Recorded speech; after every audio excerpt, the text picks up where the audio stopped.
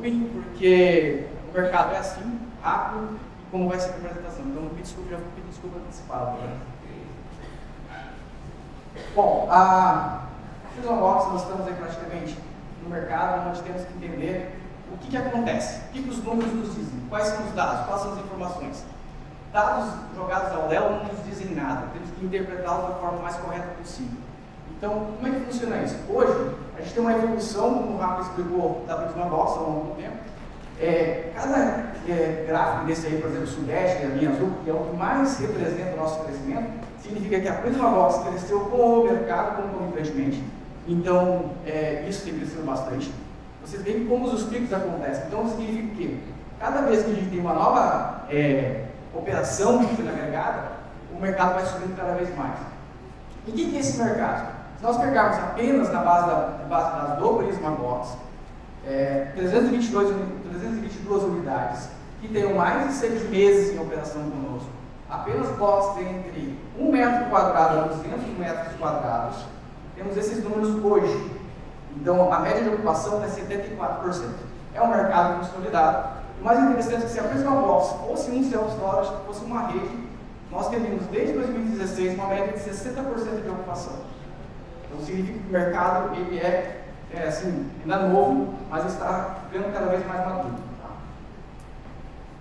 E por região, então, se você pegar, por exemplo, mas qual região está mais ocupada? É a média. Então, se você analisar bem, o tamanho médio de operação em todas as regiões é bem similar. Né? O Sudeste é um pouquinho maior. Temos clientes que têm 350 metros quadrados de ABR, temos clientes que têm 6 mil metros quadrados de ABR. Inclusive, a última operação que nós perdemos para a Gold Storage, ela foi comprada com uma operaçãozinha de 54 milhões de reais aqui em Barueri, tem 11 mil metros quadrados de ABR. Né? Então, esse mercado, se você analisar bem, a percepção dos operadores o que é considerado um box no self-storage? Qual o tamanho padrão? Então, nós fizemos essa pergunta, praticamente foram, se não me engano, 160 respostas dos nossos clientes. O que eles consideram um tamanho que realmente é self-storage? Porque a partir de 200 metros quadrados, na minha opinião, já não é nem operação de self-storage, é operação logística, operação de galpão. Tá? Então, pegando essa ideia, apenas essas operações que têm boxes na média de 10 metros quadrados dentro da plataforma Prismabox, essa é a relação das maiores operações. Então, vejam que, tirando a Guard Mais, que está praticamente uma franquia, as operações que têm operações próprias, né, unidades próprias, cai de 5,14% para baixo.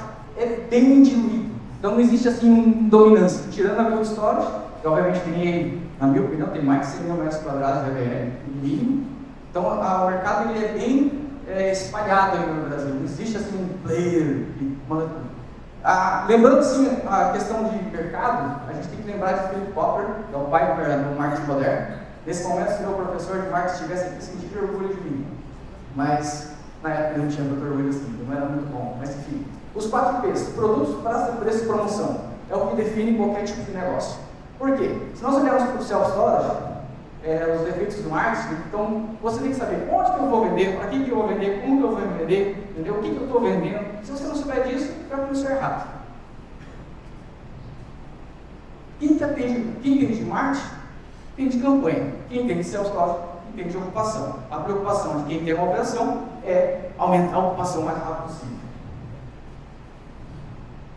Então vamos começar pelo produto. O nomezinho é bem auto-armazenagem, né? A gente brinca. O problema principal do self-storage é o nome self-storage no Brasil. Quais são os tamanhos do produto? Então, se a gente pegar, por exemplo, abaixo de 1,80 m de altura, esse aí é um monte.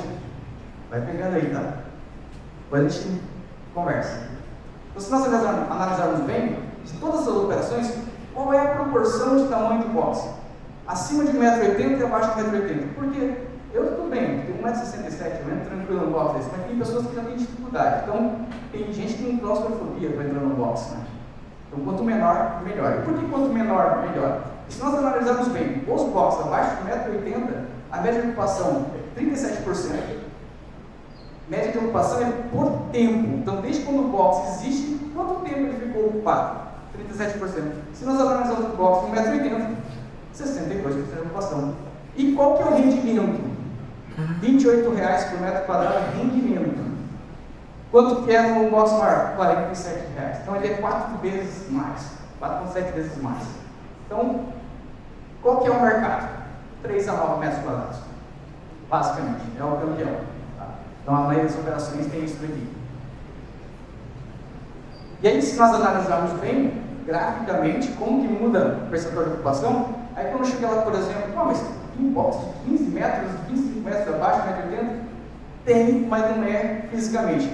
Nós já identificamos isso, são operações que acabam colocando lá informações, são boxes virtuais que não existem, né? É o endereço fiscal, é um estacionamento, algo assim. Então, por isso nós tivemos que fazer uma limpeza desses dados. Então, eleva porque há poucas unidades. Então, embora o percentual seja alto, é tipo 1, 2, 3 boxes estão cadastrados na empresa. Esse seria mais ou menos um layout padrão, um melhor desempenho, vamos dizer assim, porque você consegue maximizar o uso do espaço e o rendimento, que é o principal fator de uma operação de self-storage. Quem aluga um imóvel para poder montar uma operação, vai pensar, eu gasto tanto de aluguel por metro quadrado, então eu tenho que ganhar tanto no meu ABR. Agora, o que define esse mix para saber o tamanho dos seus blocos? Aonde está a sua operação? Geograficamente, quão longe dos clientes você está? Então, se nós pegarmos o ecossistema do self-storage, onde ele está localizado, cidade, grande centro, um pouco mais afastado, cidade do interior, cidade capital, São Paulo capital, por exemplo, a gente tem que separar, por exemplo, 1 metro e 3 metros. Quanto mais denso for a região, a localidade do self-storage, as operações de 1 a 3 metros são mais convenientes. Então, se você tiver uma distância um pouco maior de misturado, por exemplo, edificações, residência, 3 a 6 metros acaba agradando gregos e troianos. Se você passar por uma distância um pouco maior, já começa ali a ter uma operação mais barata, porque o teu custo por metro quadrado, seja da aquisição do imóvel, aluguel do imóvel, no galpão, é menor, então você consegue passar também um produto mais barato e maior para os seus clientes. E tem aquelas velhas e boas operações logísticas, já estão mais na área limite da região urbana, né? Muito próximo de rodovias e tudo mais, que acabam servindo como hub logístico. Muitas empresas utilizam, por exemplo, um self-storage, colocando um endereço fiscal, inclusive fazendo descarga de cargas muito grandes que não podem locomover por dentro da cidade durante o dia. Né? Inclusive tem operações de 24 horas, né? Com sistema de controle de acesso do cliente para fazer isso aí. Então, um self-storage, o preço é definido pelo espaço, é definido pela urgência e localização do seu cliente. Entendeu? Então, você tem que entender qual é a necessidade da maioria dos seus clientes. E aí que vem a situação, o valor do endereço fiscal. Então, nós identificamos aqueles espaços que estão cadastrados, mas na verdade são endereço fiscal. E se nós misturássemos isso, o valor do metro quadrado seria falsamente elevado. Né? Então, nós segregamos, só para vocês terem uma ideia, se realmente fossem boxes de verdade, seriam um dos melhores rendimentos da operação. Tá? E aí os boxes prováveis lockers correspondem a 13,4% desses boxes baixos, abaixo de 1,80 m, só para ficar bem claro. Tá? E aí vem aí um povo de 1 a 3, e o melhor deles é o box de 1 a 3 metros. Essa é a famosa pergunta de R$1 milhão.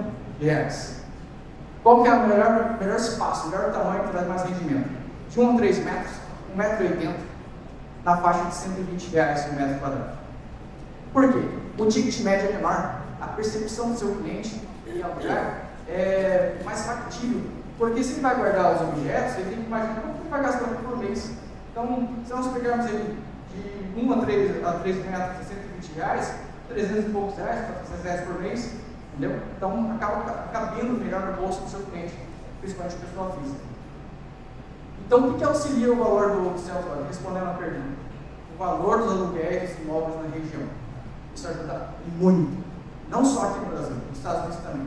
E existem muitas operações que elas nascem já como self-storage em volta de um condomínio, de uma área residencial, algo assim.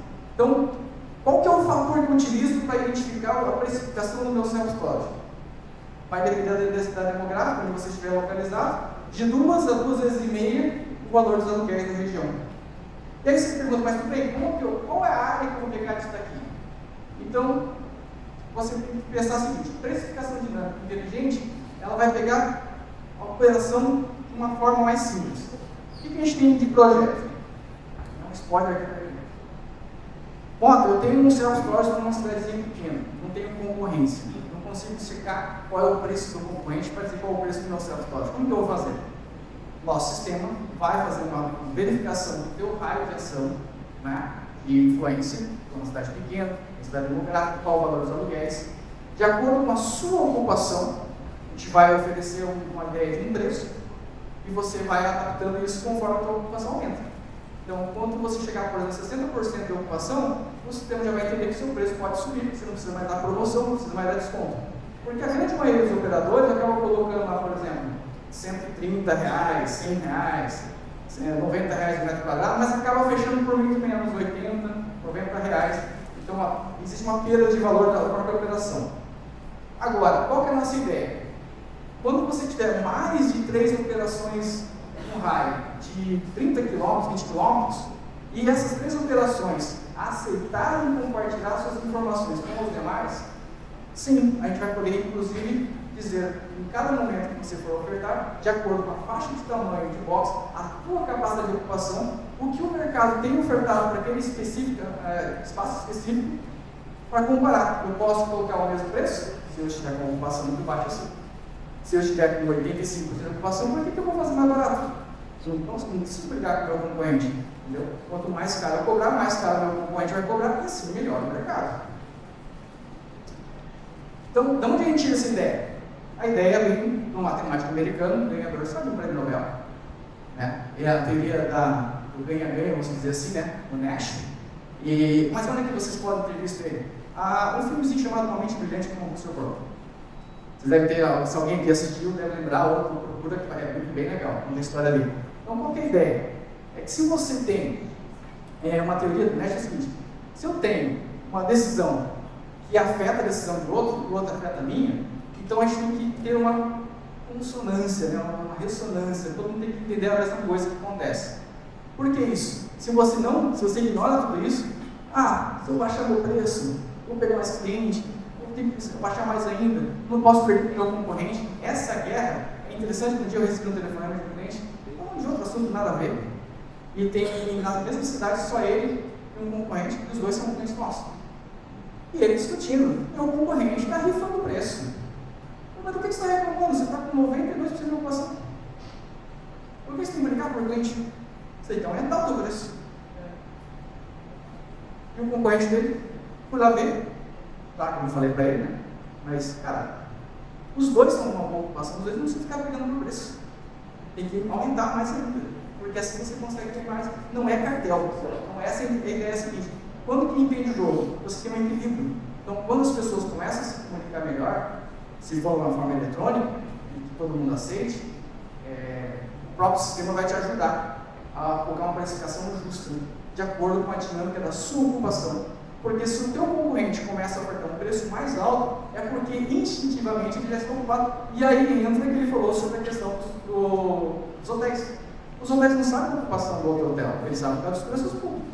Então, se um hotel começou a aumentar o preço, as APIs estão há todo tempo trabalhando, checando os preços da região, aumentando o preço aqui. Por quê? Porque o hotel já está aumentando a ocupação, eu vou aumentar o meu preço também. Entendeu? As companhias aéreas fazem do mesmo jeito. Por que o self-storage não pode fazer isso também? De uma forma muito mais ágil, dinâmica e intrínseca. Então, essa é a ideia que a gente vai propor no projeto agora do segundo semestre. Então, vai ter toda uma questão de compliance, enfim, parte jurídica. A gente não vai compartilhar dados diretamente de ninguém. Então, você tem que entender quem são os clientes do self-storage. Então, respondendo mais uma pergunta que foi feita aqui, 63% dos clientes ocupam espaços, né? 63% do espaço de pessoa física, 37% do espaço de pessoa jurídica. Só que, se você analisar bem, 19% dos contratos são de PJ e 80% são de PF. Então, pessoa jurídica ocupa o dobro de espaço que a pessoa física. Isso não significa que você tem que ter espaços grandes. Você pode ter espaços pequenos também, porque o que vai definir, de acordo com a gente tem esse dado, são os tamanhos dos objetos que o seu cliente tem para guardar. Então, onde estão os clientes? 49% dos clientes estão no raio de até 4 km. A média geral é de até 8 km. Tem operação em São Paulo, capital, que 80% dos clientes deles estão a 3 km de distância. Ou seja, os clientes preferem ficar ali próximo do que ter que atravessar a cidade por questão de preço ou algo assim. Então, quanto mais densa é a área, menor é o teu raio de ação. Baseado nisso, então a gente vai analisar qual o gênero. Então, 43% de mulheres acabam fazendo um contrato. Faixa etária dos clientes, 91% dos clientes têm mais de 30 anos. Gente, quem aluga um box, a gente tem coisa para guardar, tem coisa para guardar, tem história para contar também. Então, a maioria das pessoas, 49% ali praticamente de 30 e 49 anos, e a maioria dos 42% acima de 50 anos. Então, são pessoas que realmente têm uma condição financeira melhor, são mais estáveis, né?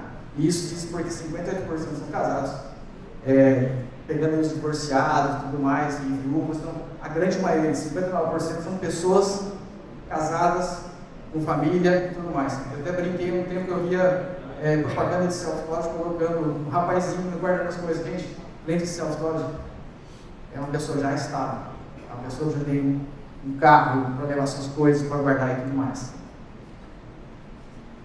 E qual que é a atividade? É variada. O mais engraçado que a gente identificou tem, por exemplo, medicina, empresários, advocacia, engenharia, aposentados. Esse é o perfil do cliente. Então, nós entendemos o perfil do cliente. Nós conseguimos fazer com que a IA tenha essa informação também. Então, ela vai identificar de acordo com o perfil do seu cliente. Tempo médio de permanência dos clientes: 11,3 vezes. Pessoa jurídica, pessoa física, é igual, não adianta. Tá? Outra coisa também, a gente tem, o cliente não sabe o tamanho do box. Gente, quem é dono de operação já sabe. Quantos por cento dos seus clientes sabem qual é realmente o espaço que precisa para guardar seus objetos? Então é mais um trabalho que a IA vai fazer, identificar realmente qual é o verdadeiro espaço que ele precisa. Tá? E quando ele precisa, ele não precisa para daqui 2, 3 meses, ele precisa para ontem. Então outra coisa que a gente tem que identificar é, o self-storage é um mercado, não é um mercado de desejo. A pessoa não acorda assim, não tem uma vontade sim de alugar um box. Não é assim. O cara está sentindo uma dor no calo e ele vai lá procurar na internet, não guarda móveis, não guarda estoque, algo parecido. Então por isso que a tua proposta tem que ser rápida. Você não pode ter fricção, não pode ficar ali esperando. Então tem que ser objetiva, tem que ser clara, direta. Não colocar muitas opções, senão você vai ficar perdido, entendeu? Então, por isso que a gente tem que analisar, por exemplo, o comportamento da reação dos clientes. As imagens de propostas que o Rafael comentou, nada mais é que um sistema de propostas onde o cliente recebe o link, ele clica, vê o preço, simples. Mas isso diz muita coisa. Por exemplo, 7 dias é a média de tempo de fechamento de negócio de todas as operações. 8,94 dias é o tempo em que o cliente falou assim: para quanto o senhor precisa do espaço? Semana que vem. Então, a maioria dos clientes tende a fechar negócio antes daquela data que ele falou que precisaria. Então, se passar dessa data em que ele te sinalizou, gente, as chances caem drasticamente. Por isso que os clientes olham, em média, 2,63 vezes para as propostas. Então, quem fecha negócio, olha uma, olha 2 vezes, não olha mais que 3. Como a gente sabe isso porque o sistema está atrás. Então, o self-storage é majoritariamente orgânico. Você tem que mostrar que existe e como que funciona. Porque as pessoas não têm ideia que existe. Eu vou mostrar depois aí um porquê disso. É um mercado ainda muito novo no Brasil. Então, o que você descobriu até agora? Que a gente tem a praça, onde eu estou, o preço que eu tenho que fazer, qual que é o meu produto, qual é o perfil do meu cliente. Isso é uma regra básica, isso não só de self-storage, de outros negócios também. Então, isso muda completamente o conceito. Se você pensar que, eu tenho que fazer tráfego pago, eu tenho que fazer um brand, algo assim, isso não vai trazer cliente. Cliente que realmente fecha contigo é aquele que sentiu a dor. Mas quando ele sentir a dor, ele tem que saber que você existe. Tá? Então, a gente sempre brinca que as mídias sociais têm uma função mais de mostrar o seu produto que trazer cliente. Então, quando você vai para a mídia social ou contrata tráfego pago, é o topo do funil, alguém que nem pensou em ocupar um self-storage, entendeu? Agora, quando você já recebe um contato de alguém que precisa, que veio atrás de você, Então as chances são essas. Vou me mudar, não tem espaço, preciso guardar isso, elas vão sair onde. Entendeu? Então, a promoção precisa fazer 3 coisas, e não só anunciar. Ser encontrado, reduzir aquela demora de conversa com o cliente e ativar no tempo certo. Então tem todas as métricas que a IA vai ajudar nisso. Ela vai começar a dar alerta, ou o cliente deu a tua proposta. E aí, vamos conversar com ele? O cliente olhou de novo. Por que você não fechou ainda? Em casos que a gente viu que o cliente clicou 4 vezes e o funcionário sequer fez um telefonema para o cliente. Então, o fator humano que a IA vai acabar reduzindo o problema vai ser nesse ponto aí. O papel das redes sociais, o que eu falei? Gerar tráfego direto, trazer clientes imediatamente, quem da indústria? Não. Vai só, a gente vai clicar e não vai te trazer muito retorno. A gente tem um trabalho com alguns clientes que usam o RD Station, eles usam um tráfego pago, tem cliente nosso que gasta mais de 15 mil reais por mês no tráfego pago. A conversão não é porque fechou o contrato, a conversão que a pessoa deixou com o contato é infinitamente menor do que do orgânico.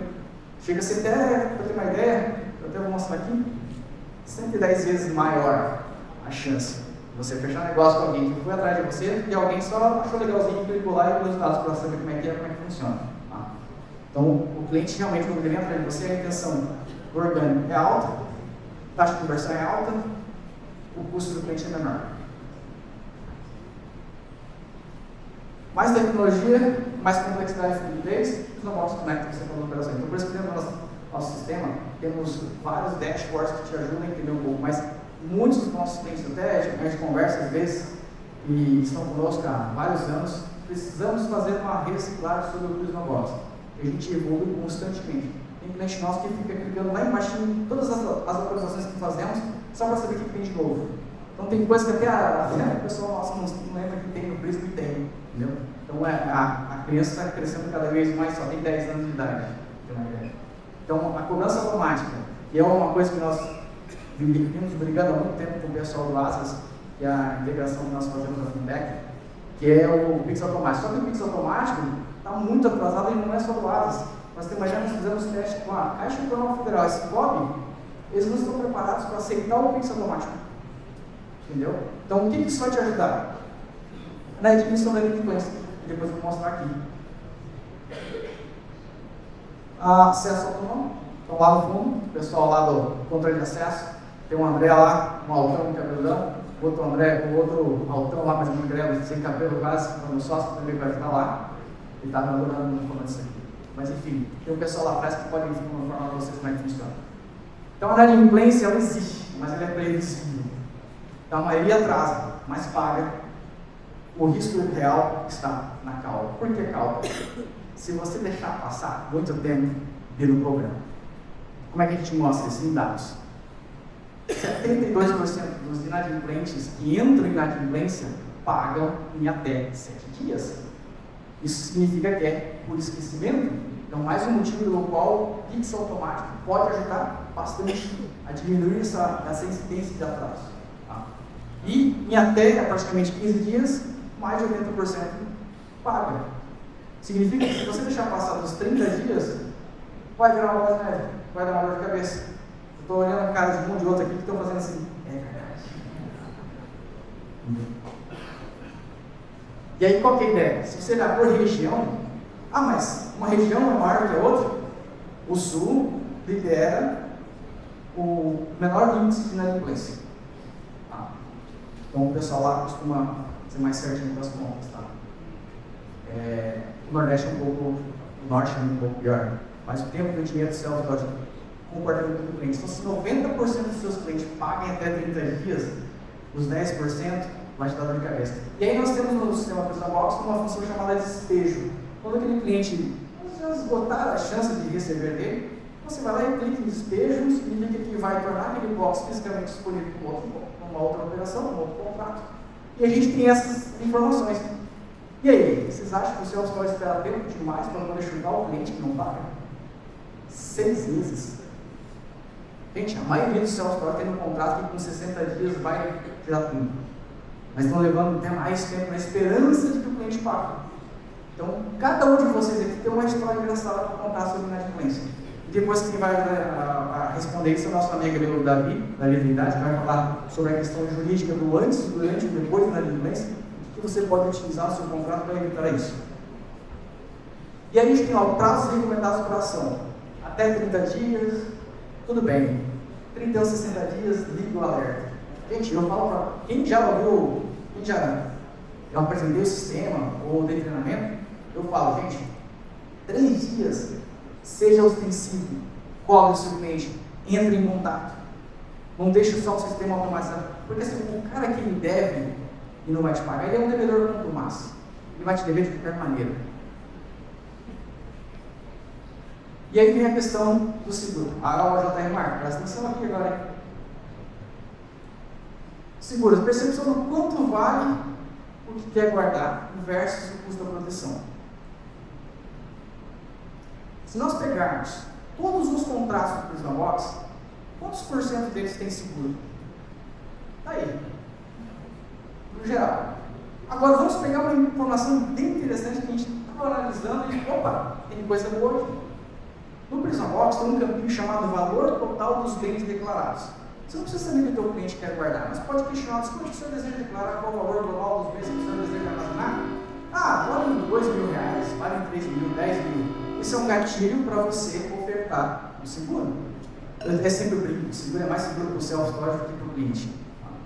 Então, se analisarmos bem quem deu o valor dos bens que ele quer guardar, olha a adesão no seguro. É o dobro.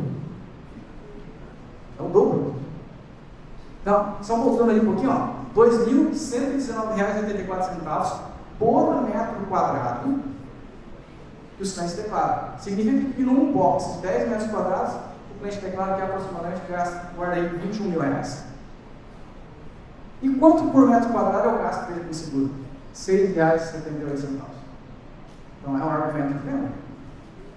Isso significa que, se você analisar bem, olha a diferença por região, né, de região, desculpa, o valor médio dos bens, né, como vai mudando pouca coisa, o percentual de adesão, então significa que quem declara o valor dos bens tem a percepção real de quanto que vale essas coisas. E olha que engraçado, se analisarmos sem valor declarado e com o valor declarado, olha a aderência ao longo do tempo. Então, uma pergunta muito simples, não é invasiva. Isso já vai te ajudar a aumentar a quantidade de seguros realizados. E aí que está, sem valor declarado, com o valor declarado. Olha a diferença. Depois a JR Marco vai no shopping. E aí vamos para um meio de pagamento. Aquela velha história. Mas o Asa só manda uma notificação por semana. Você não configura para mandar uma notificação todo dia. Se o cliente não te pagou com toda a notificação, ele não vai te pagar de outra maneira. Ele já te bloqueou no WhatsApp, te bloqueou em qualquer lugar, ele não vai te pagar. Já te colocou no spam. Então, assim, se você tivesse tempo de recorrência, um cartão de crédito, legal. Mas como foi a adesão, por exemplo, do Pix em relação ao boleto? Está quase convertendo, está quase na área de convergência.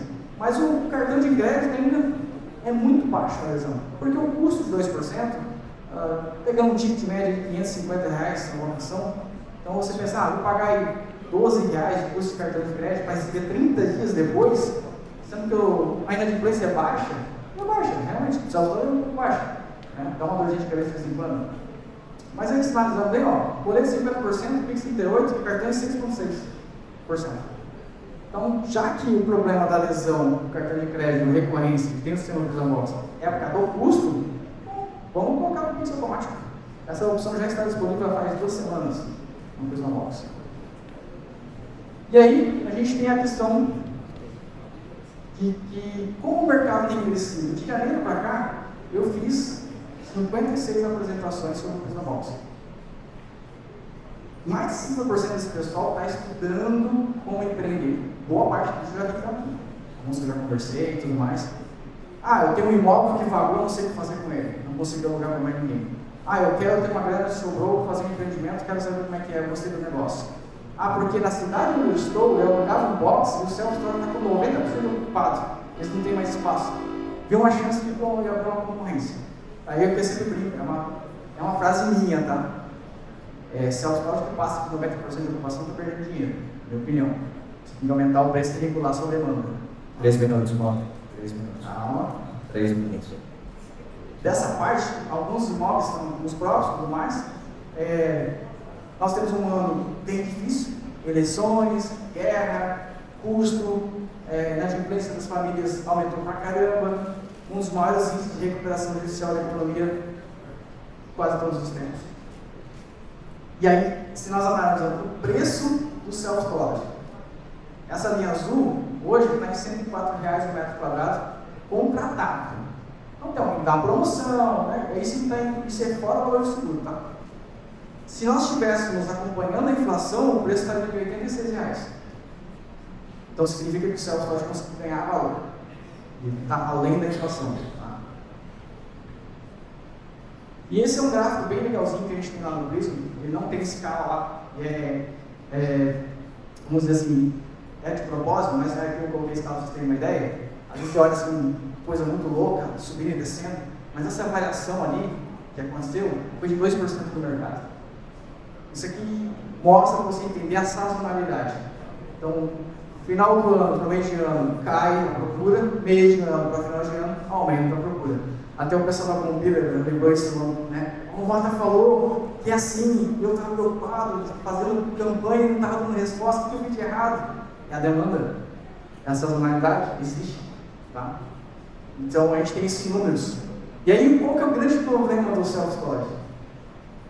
A gente vai dar R$10 para qualquer pessoa.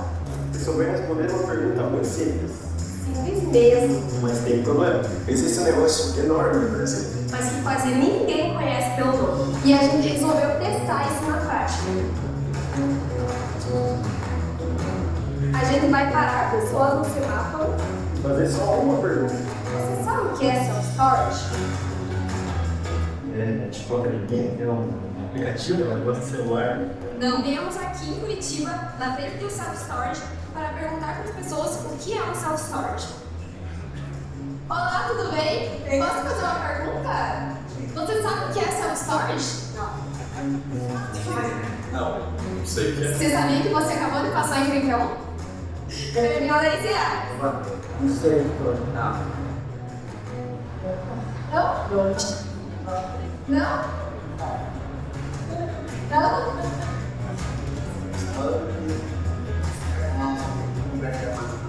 Isso mesmo. R$10. Tá. É um storage, uma loja na qual você pode adquirir produto comprando, retirando da prateleira do serviço. É uma loja onde você pode self-storage. Onde você pode armazenar os seus objetos pelo que você quiser. Ah, entendi. Self-storage são espaços com muita segurança.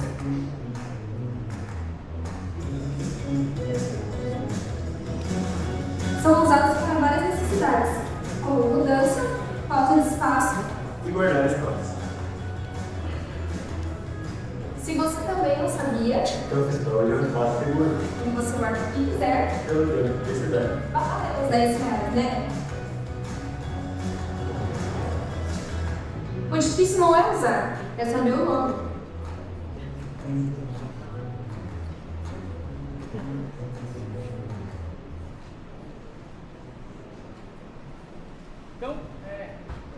Então, o mercado ainda é pequeno.